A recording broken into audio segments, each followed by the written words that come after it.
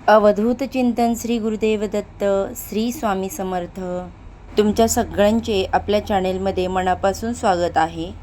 बघा ताईंनो, दादांनो, आज आपण या व्हिडिओमध्ये माहिती जाणून घेणार आहोत ती नारळी पौर्णिमेची. आणि आज आहे गुरुवार 27 ऑगस्ट. तर या दिवशी नारळी पौर्णिमा आहे. तसे पाहिलं तर नारळी पौर्णिमा उद्या म्हणजे 2 दिवस आहे. शुक्रवार, गुरुवार आणि शुक्रवार असे 2 दिवस देखील साजरी करू शकतो. आता नारळी पौर्णिमा तर आहे, पण त्याचबरोबर सत्यनारायण देखील केले जाणार आहे.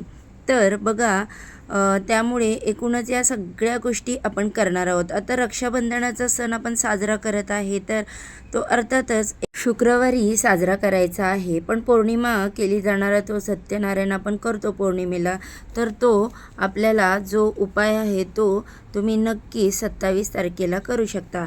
तर बघा, यंदा पौर्णिमा 27 ऑगस्ट 2026ला आलेली आहे. नारळी पौर्णिमा 2 दिवस असणार आहे. यंदा नारळी पौर्णिमा नेमकी कधी आहे? तर नारळी पौर्णिमा शुक्रवारी 28 ऑगस्ट रोजी आहे.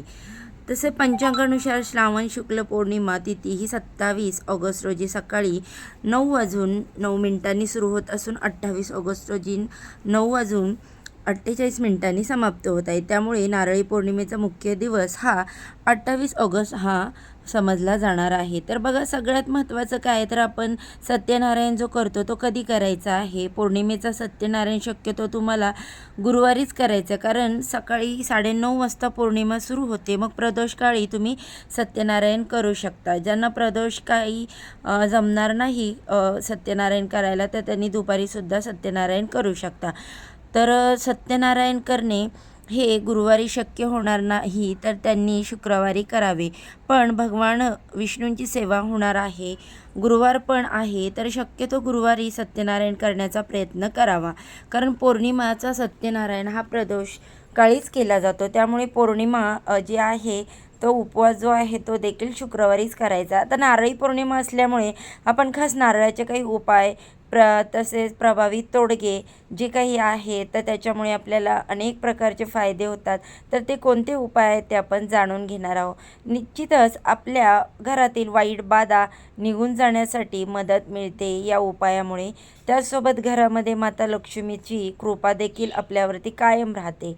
आपल्याला या उपायांची मदत होणार आहे. फक्त हे उपाय करत असताना तुम्ही अगदी मनापासून करा. मनामध्ये कोणताही द्वेष किंवा नाणू आणू नका. बघा, विश्वासाने करा. विश्वासाने तुम्ही कोणतीही गोष्ट किंवा मनापासून केलेली गोष्ट व्यर्थ जात नाही, वाया जात नाही, याचा अनुभव तुम्हाला असेलच. त्यामुळे कुठलीही गोष्ट असू द्या, छोटी असो मोठी असो, कशीही असू द्या किंवा उपाय असू द्या, यामध्ये सगळ्यात अगोदर तुमचा विश्वास जो आहे, मनाचा ठामपणा आहे, तो असायला हवा.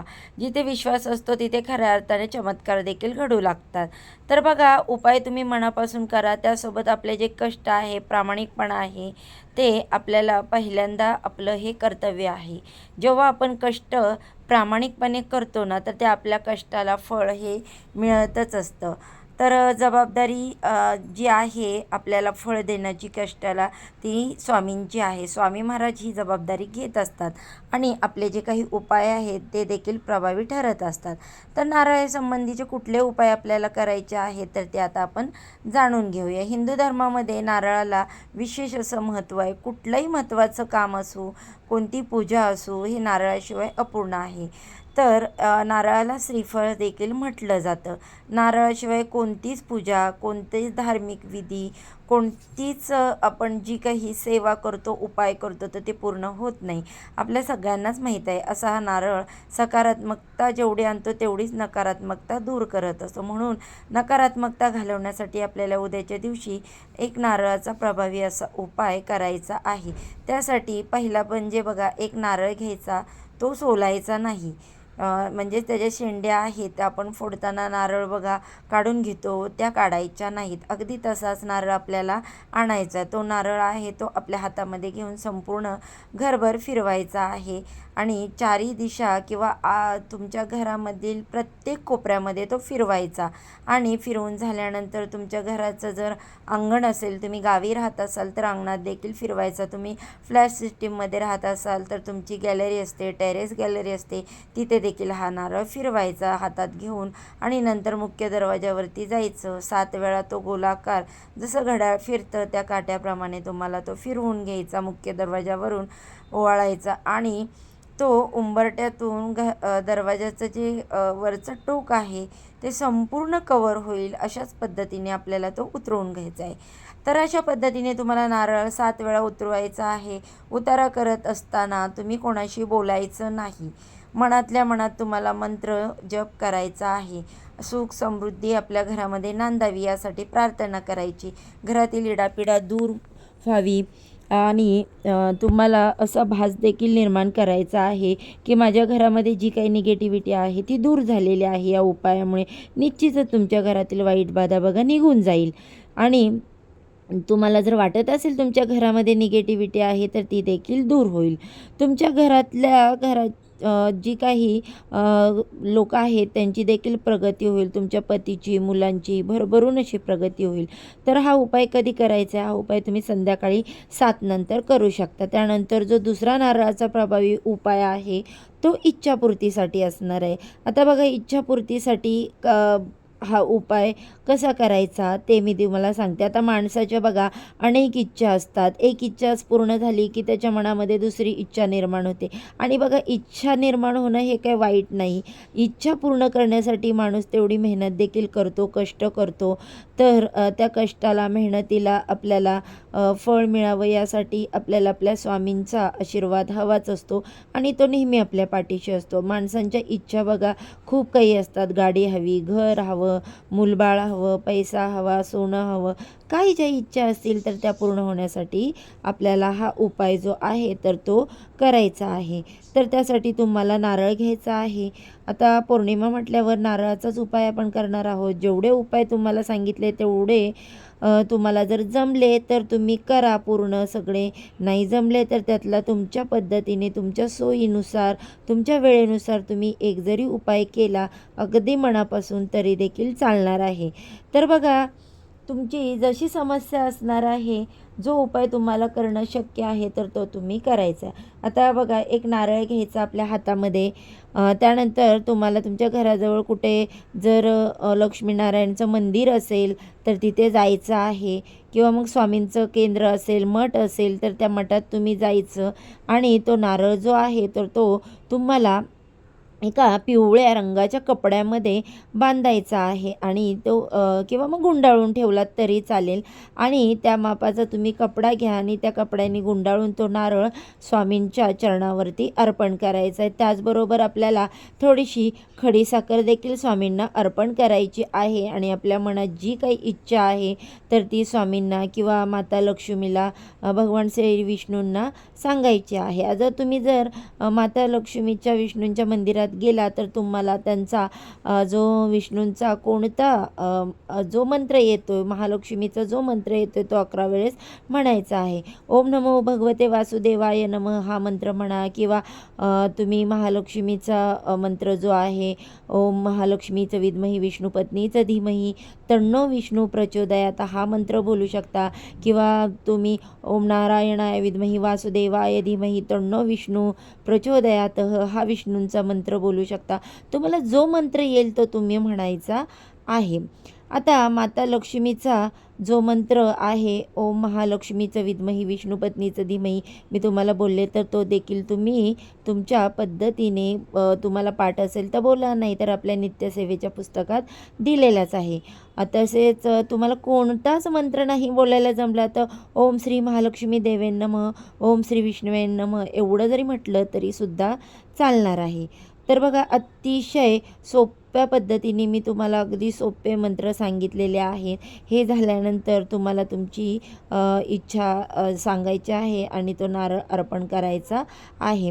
तुम्ही गोड मिठाई घ्या, पेढे घ्या किंवा खडीसाखर घ्या त्यासोबत. आणि ते देखील तुम्हाला नारळासोबत भगवान श्रीहरी विष्णू, माता लक्ष्मी यांना किंवा मग आपले स्वामींच्या केंद्रामध्ये, मठामध्ये तुम्हाला अर्पण करायचं आहे. बघा, इच्छापूर्ती होण्यासाठी तुम्ही जर खरंच मनापासून प्रयत्न केले, मनात कोणतीही तुमच्या जर कोणाबद्दल वाईट विचार नसतील किंवा त्या उपायाबद्दल काही शंका नसेल, तर 100%च तुमच्या इच्छा ह्या पूर्ण होणारच आहेत. तर हा उपाय तुम्हाला गुरुवारी किंवा मग पौर्णिमा सुरू झाल्यानंतर करायचा, तर तेव्हा तुम्ही करू शकता किंवा मग शुक्रवारी देखील केला तरी चालेल. त्यानंतरचा पुढचा उपाय, घरामध्ये जर तुमच्या निगेटिव्हिटी खूप आहे, तुम्हाला सारखं घरामध्ये आळसवाणं वाटतं, किती काही केलं तरी घरात थांबू वाटत नाही, तुम्हाला असं जाणवतं आहे निगेटिव्हिटी आहे, तर आपल्याला कापूर होम म्हणजे कर्पूर होम जो म्हणतो आपण, तर तो करायचा. तर तो कसा करतात, तर हे तुम्हाला तर माहीतच आहे, प्रत्येक पौर्णिमेला कर्पूर होम हा केलाच जातो. तर बघा, कर्पूर होम करण्यासाठी तुम्हाला देवघरासमोर एक छोटीशी ताट प्लेट घ्यायची, त्याच्यावरती तुम्हाला नारळ ठेवायचा आहे. तो नारळाची शेंडी आहे तो देवाकडे करून ठेवायचा आहे. त्यानंतर तुम्हाला 7 कापराच्या वड्या घ्यायच्या आहे. पहिली कापराची वडी प्रज्वलित करायची आणि त्यानंतर तुम्हाला श्री स्वामी समर्थ मंत्राचा जप करायचा किंवा कालभैरव अष्टकम बोलायचं. बघा, कालभैरव अष्टक एवढं प्रभावशाली आहे की आपल्या घरामध्ये तुम्ही यूट्यूबवरती मोठ्या आवाजात जरी लावून दिलं तरी तुम्हाला खूप मोठ्या प्रमाणावर त्याचा फरक जाणवेल. तर बघा, तुम्हाला तुमच्या पद्धतीने जो म्हणता येईल तो मंत्र बोलत तुम्हाला त्या 7 कापूरवड्या ज्या आहेत त्या नारळावरती प्रज्वलित करायच्या आहेत. म्हणजे पहिली वडी विझली की मग दुसरी ठेवायची, परत तुम्ही तो मंत्र बोलायचा. तर अशा पद्धतीने हा कापूर होम तुम्ही सलग 40 दिवस किंवा दर अमावस्येला पौर्णिमेला केला तर तुमच्या घरातील कोणतीही वाईट शक्ती असेल, निगेटिव्हिटी असेल, तर बघा ती 100% दूर निघून जाईल. एवढा हा प्रभावी उपाय आहे. मग वर्षानुवर्ष आपल्याला काही करायची गरज लागत नाही. बघा, आपल्या स्वामींवर विश्वास ठेवा, आपले इष्टदेवता कुलदेवतांवर विश्वास ठेवा आणि तुम्ही या ज्या काही सेवा आहेत छोट्या छोट्या त्या अगदी मनापासून करा. नक्कीच तुम्हाला त्याचा फायदा होईल. पॉझिटिव्ह बदल दिसून येतील. घरामधील मुलं जी आहेत तर ती व्यवस्थित अभ्यास करायला लागतील, त्यांच्या वागण्यामध्ये फरक पडेल.